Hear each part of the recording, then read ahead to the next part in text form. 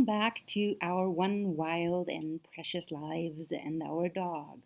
Today's episode is a spin-off of something that came up in the second episode that I did together with Peter. We talked about our dogs, and among other things, Peter mentioned that both his dogs, Leo and Cleo, were not very interested in food.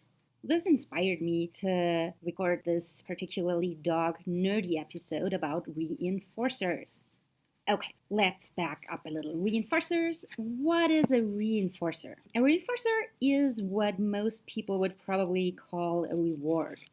So in dog training, it could be, for example, the cookie that you give to your dog for a job well done. The reason I prefer the word reinforcer is that reinforcer is a scientific term with a specific and clear definition, while reward is just a word. It does not have an agreed upon definition. The scientific definition of a reinforcer is that it's the consequence for a behavior which increases the likelihood of that behavior happening again in the future or maintains the likelihood of that behavior happening again.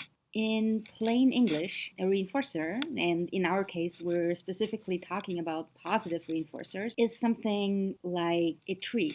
For example, let's say your dog sits and you give them a cookie, and the dog really enjoys that cookie, and now the likelihood increases that in the future the dog will sit again. That's the definition of a reinforcer.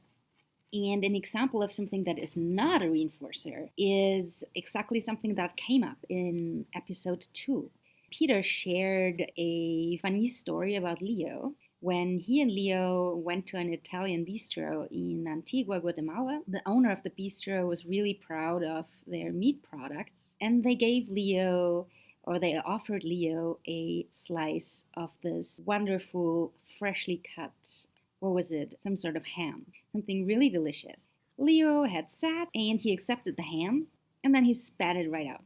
So in this case, ham is not a reinforcer for Leo. The reason is that whether something is a reinforcer is always determined by the learner, not by the teacher.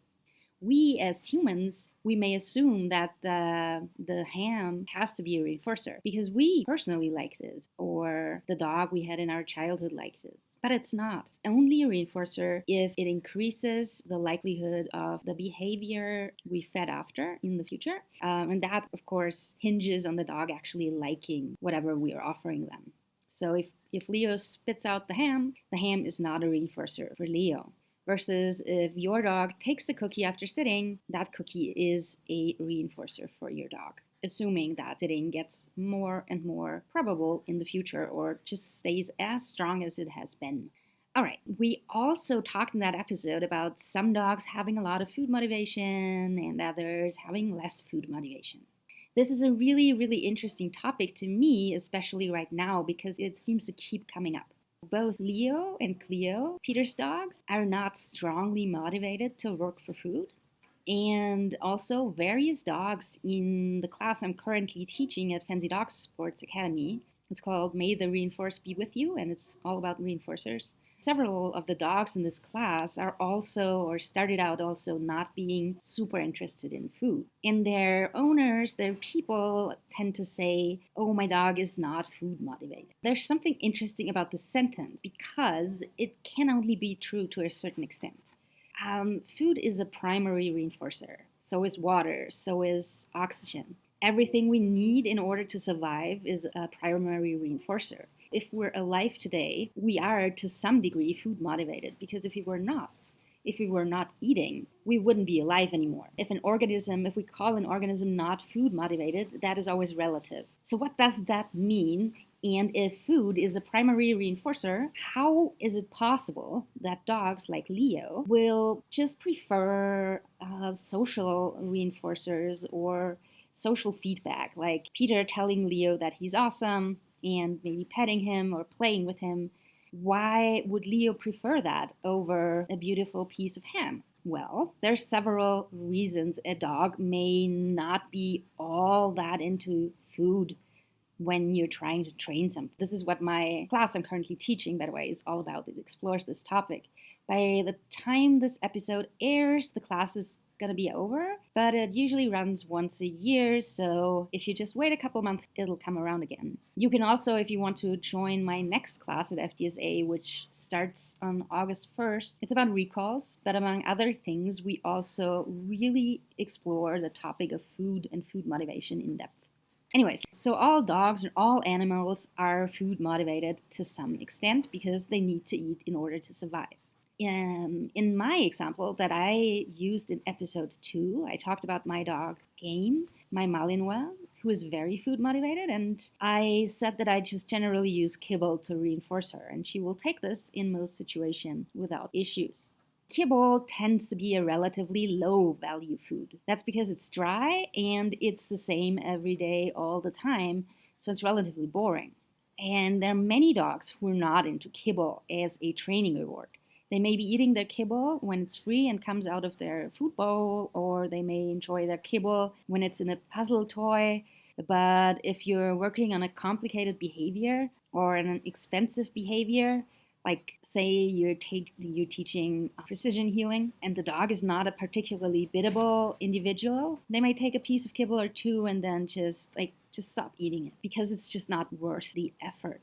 So there are a couple solutions to this. I don't think Peter has that problem with Cleo or Leo because he's someone who can build really strong relationships with his dogs, and he will find something that works for them if he needs to or wants to reinforce them. However, among my students who are training for specific sports or who have dogs with major reactivity problems, it is often really useful to have a dog who will eat in most situations. Because one, you can use food, for example, in the form of a scatter. You can scatter a bunch of treats on the floor, on the ground, or in the grass. And when your dog sniffs for that food, they need to use their nose in a certain way. And the way they're breathing when they're sniffing and smelling something rather than just breathing has a calming effect. So this comes in really handy if they're about to go over threshold, if they're about to explode, if they're really, really high. And also for many sports, it is very useful to have to be able to use food as a reinforcer simply because food is usually available and it's very easy to use. There are lots of other reinforcers, so you can train an animal without ever using food. But food is the easiest to use, and you can usually have it on you. And also, you don't have to think about how to end the reward or reinforcement process. Because you give the dog the treat, the dog consumes the treat, and the treat is gone. So now you're already setting up for your next rep, which you can then pay with the next treat. This is different, for example, with something as simple as a toy, which is also a common reinforcer for many dogs, because the toy does not disappear.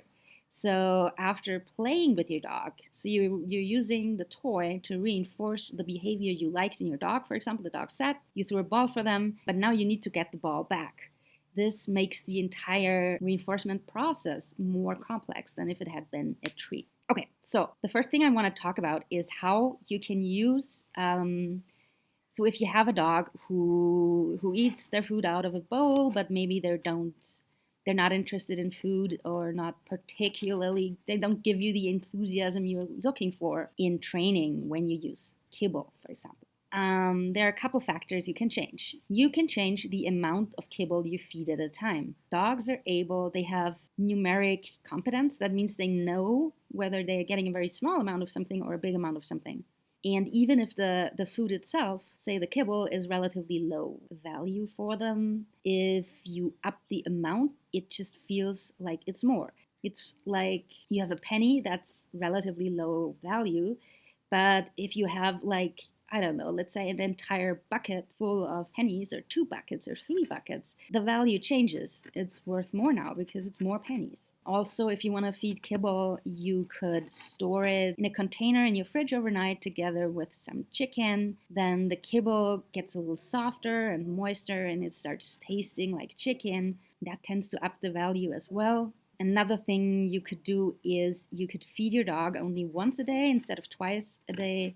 So you feed them their dinner, but no breakfast. That way, like throughout the day, there may be moments where your dog, who is used to having 2 meals a day, is just feeling a little bit hungry. Feeding an adult dog who's healthy once a day is totally fine, no problem there. So you can measure out their meal for the day in the morning and then use it throughout the day, and the dog won't be full from breakfast when you're training with that kibble. One more life hack or training hack is if you are currently feeding a low energy dense kibble, that means that your dog has to eat a lot of kibble in order to get their nutritional needs met and to hold their weight. You could switch to a high energy dense kibble. High energy dense kibble contains more nutritional value in a smaller volume. So you'd feed them less, but they would still be able to hold their weight and they would still get all their nutritional needs met. The advantage of using high energy dense kibble, it doesn't fill the stomach up as easily as low energy dense kibble, so there will be less food. The volume of food in their stomach will be smaller simply because they don't have to eat as much. That tends to lead to less of a feeling of satiation, which may also up your dog's food drive. And one last thing is that many pet dogs, and probably some sport dogs, are overweight. You may not be aware of it. Your vet may not have pointed it out to you. They are likely aware of it, I hope, but they may not want to say something because it may be more important to them to keep you as a client than to get your dog to lose a couple pounds. If it's not if they're not morbidly obese, the vet may just not say anything. However, many dogs I see around me are overweight and their owners don't know that. That's because nobody has ever taught them how to tell whether a dog has healthy weight or is a little bit chubby. And also, there's a range of normal weight. There's athletic weight and then there's pet dog weight. Pet dog weight is what I call the heavier end of normal, and athletic weight is what I call the lighter end of normal. I always keep my dog at athletic weight. That means you should easily be able to feel their ribs without feeling like there's a big layer of fat covering them. In breeds with very thin, short hair, like for example greyhounds, you may even be able to see the ribs. And yeah, you will definitely be able to see their waist. If you can't easily feel the ribs, or if you can't tell where their waist is, your dog could likely lose a few pounds. And you can ask your vet directly about that. That may help them be more direct with you. If you keep your dog on the leaner end of normal, their food motivation also tends to go up. That's simply because the dog that's on the heavier end of normal never feels hungry. There's just always food around before they even have a chance to get hungry. The next meal rolls around. But the dog on the leaner end of normal will occasionally feel like eating something. We're not starving that dog. It's still a dog who's getting all their nutritional needs met. It's not like they're feeling sick because they haven't eaten in days. It's just that they have the opportunity to experience the feeling of being a little bit hungry every now and then, which I don't think is an unhealthy or bad experience at all. Oh yeah, another thing to avoid is free feeding. So don't leave the food out all day for your dog to choose when to eat, even if they are at a healthy weight. Leave no food out during the day. Feed them once or twice a day and give them a window of time to finish their meal and pick up whatever they haven't eaten by the end of that window of time. If they're used to grazing all day, that will change as they learn that there's this window of time to finish their meals. Again, this helps them occasionally throughout the day experience a little bit of hunger, and that will make them more food motivated. If you have a dog who just seems to be super picky about food, I love recommending Sue Ailesby's protocol for teaching dogs to eat. I'll link to it in the show notes. Finally, there are certain red flag behaviors that are rare, but they do happen, and they are a reason to consult your vet. That is, if your dog is of normal or even athletic weight, but you still have to keep changing their diet in order for them to eat at all. They may be eating the same food for a while and then suddenly start refusing it. So you change the kind of food, and again, they'll be eating it for a week or 2 or 3. And then they start refusing it. So you change foods again, and they will eat for a few weeks, and then they'll stop eating that food. Also, if you have a dog who you have to, you kind of have to hand feed every piece of kibble or every spoonful of a home cooked meal or a raw meal or canned dog food to them. Otherwise, they just won't eat and they will lose weight. That is not normal, and that means you should go to you should see a vet and potentially an internal specialist, an internal medicine specialist. And then, of course, now let's assume you don't want to use kibble, or all the kibble hacks just don't work for your dog. Well, that makes perfect sense. I also don't want to work for, I don't know, rice crackers. That's very boring. I want something more exciting if I am getting rewarded for a difficult behavior. So you may just want to use something other than kibble altogether, if even kibble and chicken doesn't do the trick. And here I usually use human foods. If you're located in the US, you probably have a large selection of tasty dog treats to choose from.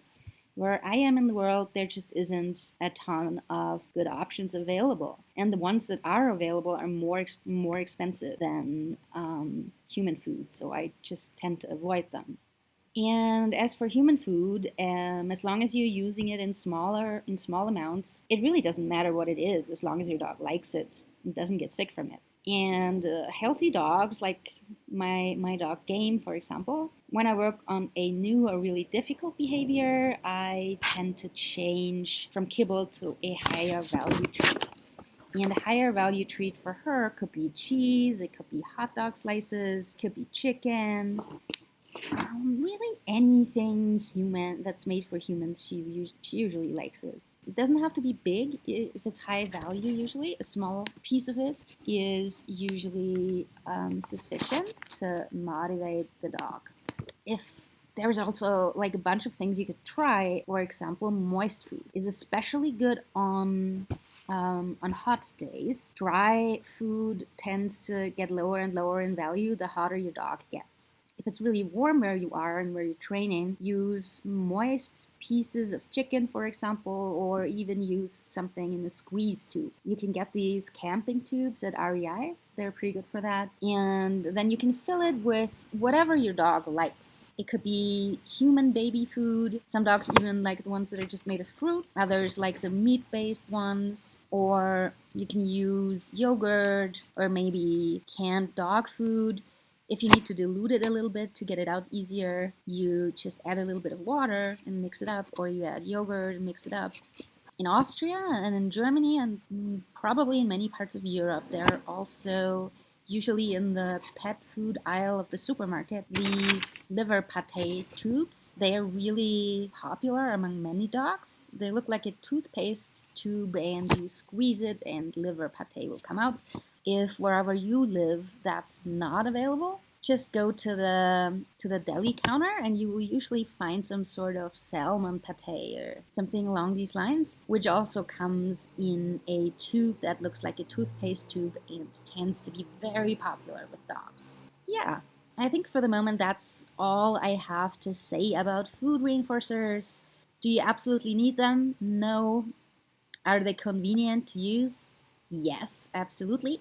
But also, if none of these work for you, or if you choose that you'd rather work with something that isn't food related, I'll be doing another nerdy dog training episode on reinforcers other than food, such as toys or environmental reinforcers. All right, I'll talk to you soon. Thanks for listening.